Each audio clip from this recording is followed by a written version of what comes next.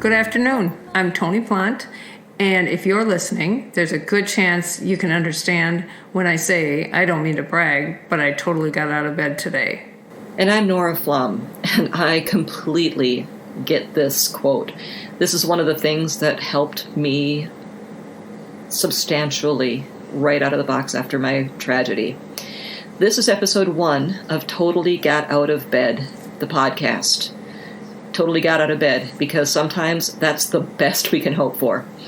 This is a podcast for people who have experienced the loss of a loved one to suicide and the people who support them. Yeah, and no matter if your loss is recent or if it has been years, we know how much this just sucks.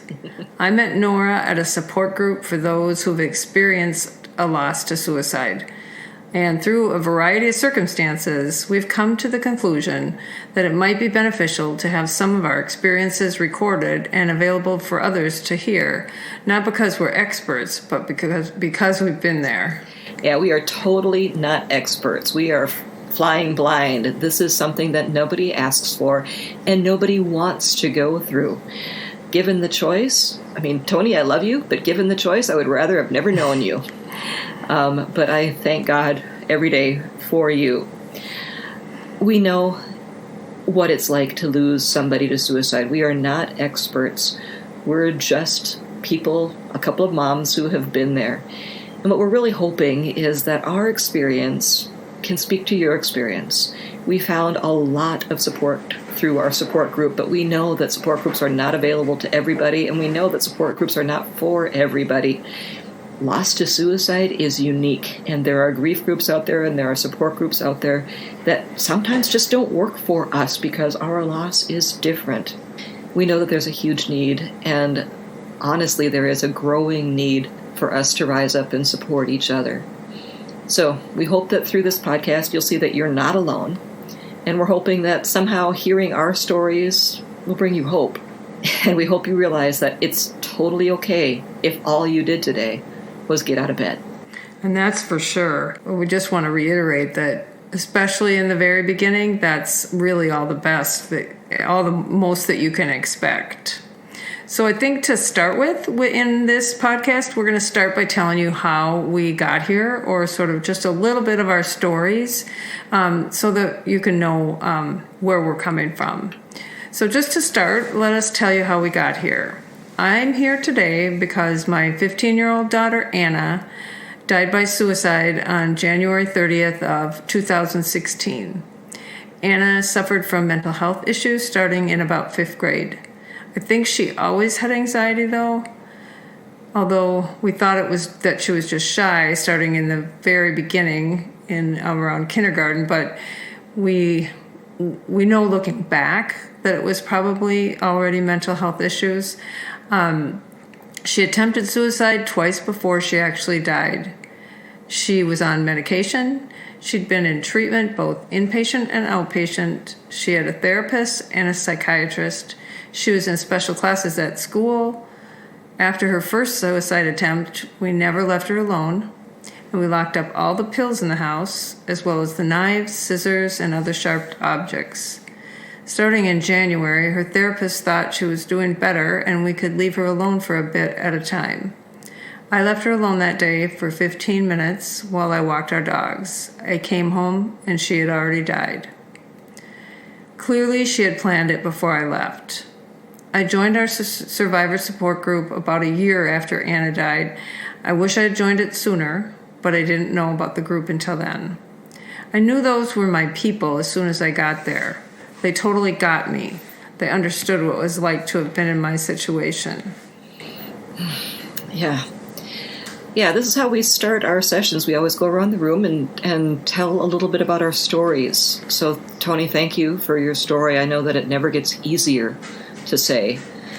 So our loss. We lost Eric on January 3rd of 2018.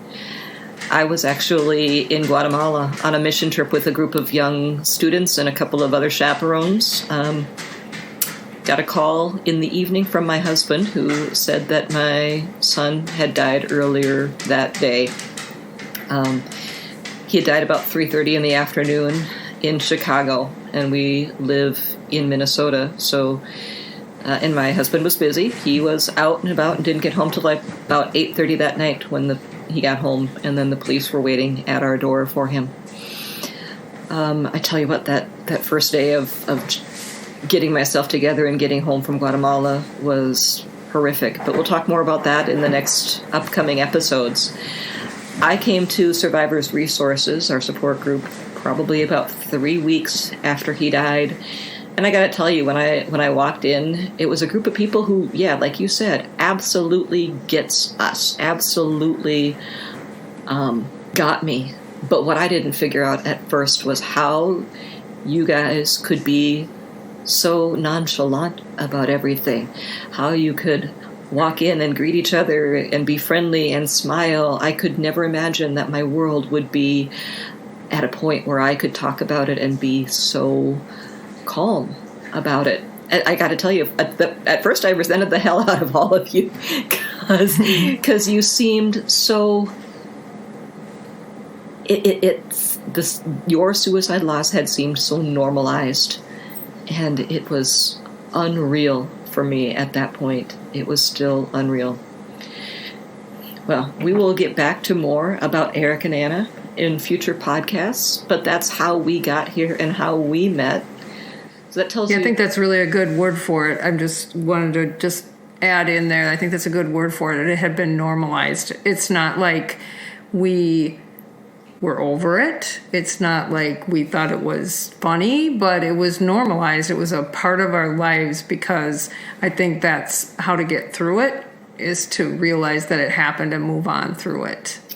Yeah, I think that's one thing that I wish people who knew me knew, that I changed that day. That loss is part of my identity now. And part of my grieving is grieving not just the loss of Eric, but the loss of the person I used to be. And every once in a while I feel like I'm getting closer to that person that I used to be, but it's never the same. Everything is always filtered through this lens of loss. Right, right. So that brings us back to what are we hoping to accomplish by doing these podcasts? It's not just for Tony and I to talk about what we've experienced or to share our loss again and again. What we're hoping is that we can help people deal with a loss by suicide by discussing some of the survival strategies that have helped us, some of the things that we've learned.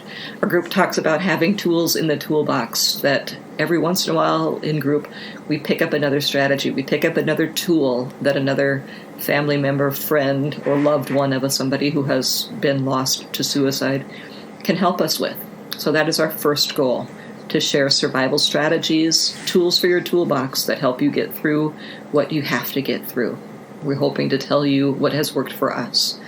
Second, we hope to provide insight into suicide loss and the complexity and trauma of suicide loss. And finally, we hope that this can help people deal with grief in general, losses that maybe are not due to suicide. This podcast intends to be descriptive, not prescriptive. We don't ever tell you what you should do or what you need to do. We just want to say what our experience is, what things we have found helpful, and maybe as we hear from you, our listeners, if we get any listeners, this is episode 1, we can be optimistic, we'll hopefully have somebody who is interested in listening to us, what you have to say and how things have worked for you and what has helped you. We hope to help each other. Exactly. And sadly, we hope that there are people who want to listen to this, but I wish we didn't have to hope that. Yeah, right. Welcome to the club. We're so sorry you're here. Right, exactly. And while we feel that we're a great example of superb non-expert experts, I feel that, and I feel that we're really pretty open to discussing almost anything. We do have a few ground rules, so we want to make sure that we have out there so that we don't forget them and other people don't as well. So the number one thing is that swearing is definitely going to happen on this podcast. For one thing, since my daughter died, my stock answer to the question, "How are you?" has been living the fucking dream. And it's just not realistic for me to not swear. Some things just require a big swear word. And this is particularly true after suicide loss. Yeah, and we've learned this from our group, or maybe we've learned this, we've experienced this. People have come to our group and said, yeah, I tried other groups, and they said that we can't swear. That's one of their ground rules, that we can't swear. I just wanted to look at them and go, well, fuck that. Right. There is Exactly. no other way to express how aching this is. Sometimes you just need a good 4-letter explicative. So swearing is going to happen. Swearing is allowed. Yep, exactly. I just want to look at people that say no swearing and say, okay, great. Next time your kid kills themselves, you don't say fuck then. Mm-hmm. Anyway, second ground rule is, since we are only experts by experience, please don't take what we say as fact. Everybody is different, and as Nora mentioned earlier, we offer descriptions and not prescriptions. So everybody's grief is different. Everybody deals with loss differently. Everybody has a different timeline, a different set of expectations, a different story altogether. Absolutely. And we cannot tell you how you need to be. The thing that we need to understand is that we've got to give each other grace. The only thing that works for you might be the only thing that works for you today, and it might not work for you in a few minutes or in a few hours or in a few days or in a few months. So you have permission as a person who has experienced loss to experience a loss in whatever way you need to. And you have permission to say what you need and to tell people what you need. It is your option to tell them. It is your option not to. Whatever you need to get through is what we hope for you. Yep. And third and lastly, what we were just talking about a little bit is everyone's trauma is different. Remember this. There's no right or wrong way to grieve. Whatever your experience is, it's absolutely fine. The timing is fine. The depth is fine. It's all fine. Don't let anybody tell you otherwise. People try to tell you, aren't you over that yet? And I'm thinking, what in the hell? What are you talking about? I'm never going to be over this. And that's absolutely fine, because it's your thing. It's not theirs. And until they experience it, they're not going to have that side of it. So. Mm-hmm. And by the same token, we also have to realize that the worst thing that ever has happened to anybody is still the worst thing that has happened to them. Just because our loss is a loss of a child by suicide, that's the worst thing that has happened to us. And that is the meter stick by which we can compare only our own experience.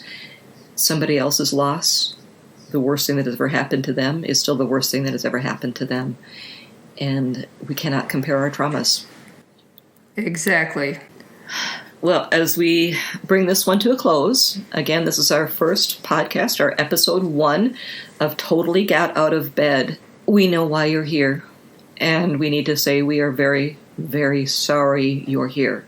We're glad you found us. We hope that we have brought some hope and some comfort with our story today. We hope that we will do more of this in the future. But again, we are so very sorry you're here. This is a club no one wants to belong to. If you're here because of a loss that you've suffered, we hope that what we have to say makes you feel a little less alone, a little less isolated by your loss. If you're here because you're supporting someone who suffered this terrible ordeal, thank you for walking with us in this path.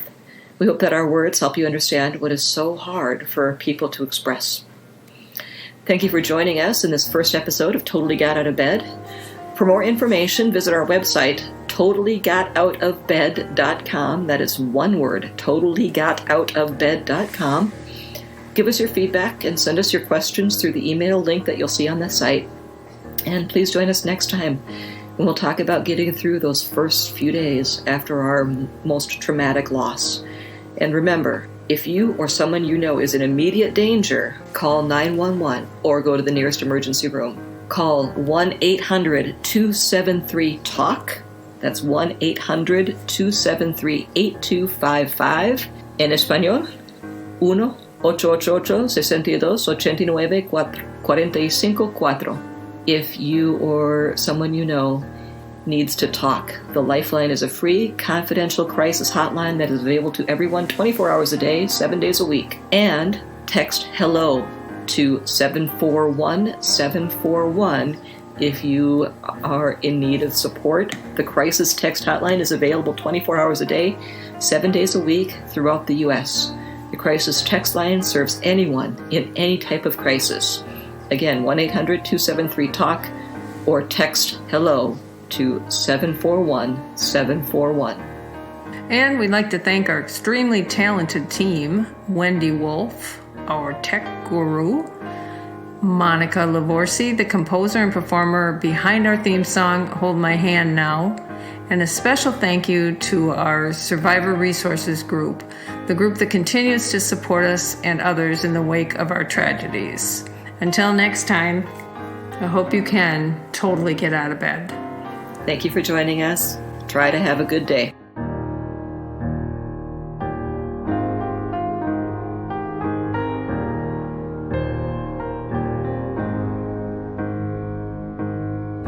Hold my hand now. Hold my hand now. Hold my hand now and be as one. The colors start to fade. Gray is the only shade that you see now. Lost in the charade of the journeyman's parade, can't see a way out. As you keep marching onward, oh, all you gotta do is reach out and hold my hand now. Hold my hand now. Hold my hand. Hold my hand now and be as one. Hold my hand now. Hold my hand. The tracks begin to sway. You're in the middle of the fray, so hold on tight now. Your grip begins to slip. You tumble towards the lip of the open train, and how? But before the world swallows you up, reach out, there's a place to land. Hold my hand now. Hold my hand.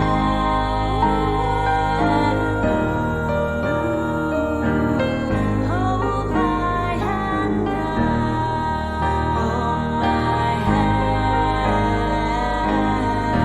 Hold my hand now. Hold my hand now. Hold my